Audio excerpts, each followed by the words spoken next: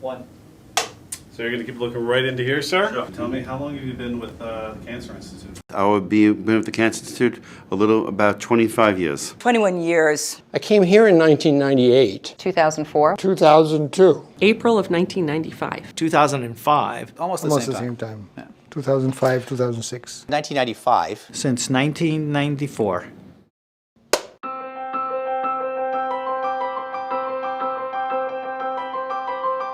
The idea of having a Cancer Institute in New Jersey really started to take form when the then head of the Robert Wood Johnson Foundation had cancer. And he had to travel into New York and did not travel well with the cancer and the chemo and such. Therefore, we said there's a huge unmet need here. And would it be possible for us to meet that need by building a great cancer center? The first thing we said to ourselves was, could we attract the finest physicians and scientists to a brand new cancer center? We were a half a floor of an office building over on George Street, about 2 infusion chairs, several docs, some nurses, and really starting at square one. Well, when I first got here, our medical records department was a filing cabinet. We used to stand at the front desk and sort of look to the door and say, ooh, is that a patient? I think we have a patient coming. We had a small practice that grew and grew and grew, was doubling very rapidly, and eventually became a major clinical care and research site.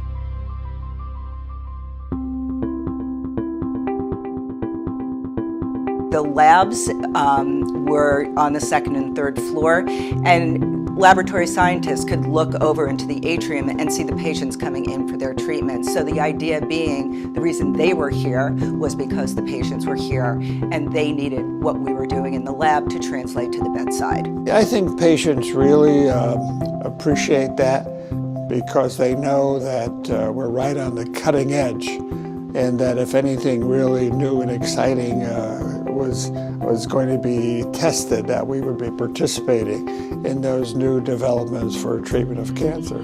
The treatment here is very personal. I'm talking about how you're treated as a person when you get here. There's a real sense of everybody working together, of family. There's a real caring for the patients.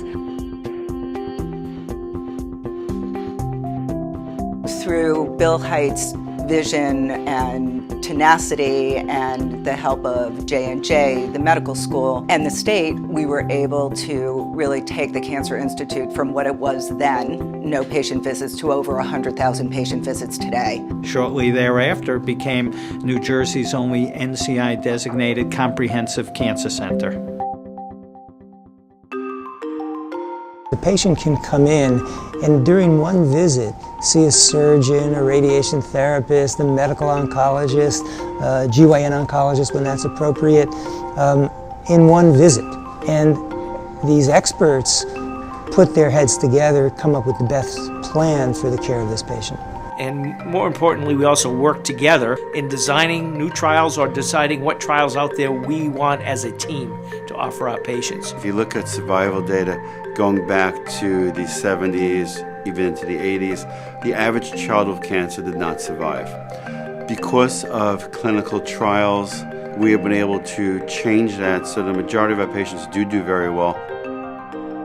To interact with other colleagues who are doing similar studies, get feedback from them, maybe encounter pitfalls that they may have encountered so that we don't follow those same pitfalls. It's a vast amount of interaction that's with a lot of the other colleagues here, and it's very beneficial. Our merger with Rutgers has really been a positive. Even though we worked with a lot of Rutgers folks in the past, to directly interact with them as colleagues at the same university, that's going to be a major force in driving the growth of the institution in the near future.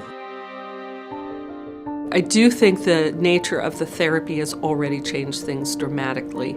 I think targeted therapy, personalized medicine, and immunotherapy has dramatically changed cancer care. We're delightfully surprised that things are working out, that are coming together in so many different ways to allow really the application of in-depth genomic analysis to have real impact on patient care.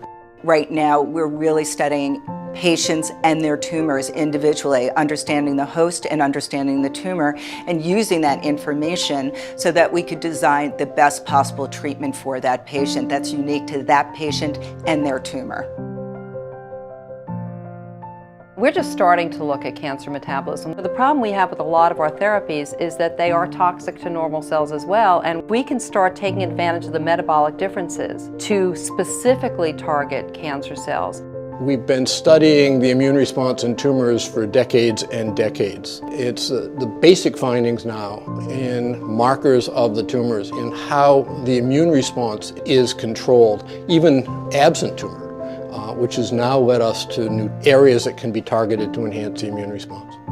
We're also dealing with population science, so we're looking at how people make choices of getting their care, or doing mammograms and skin screenings, why people do follow-ups, how they get through treatment. Even if one patient's life is improved, I think that's fantastic.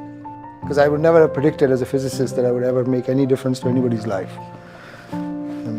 It's a wonderful feeling to be able to do that. Yeah.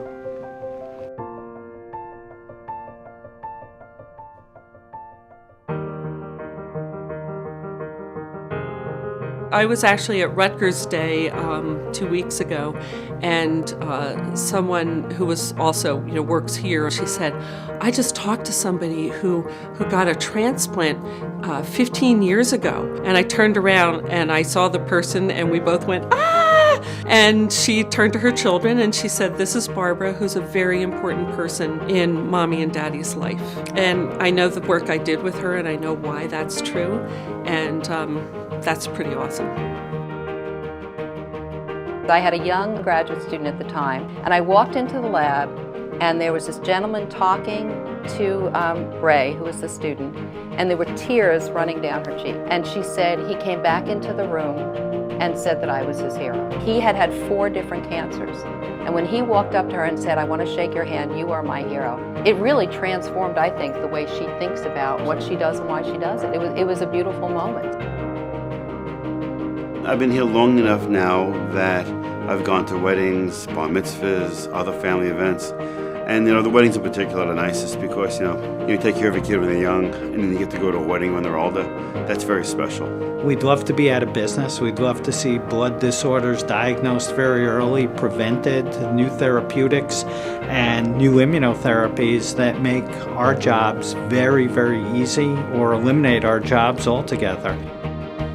Only through funding, whether it be philanthropic support, whether it be NIH funding, whether it be funding through other mechanisms, other foundations, is going to allow us to continue to make the progress that we need to make if we are going to cure this disease.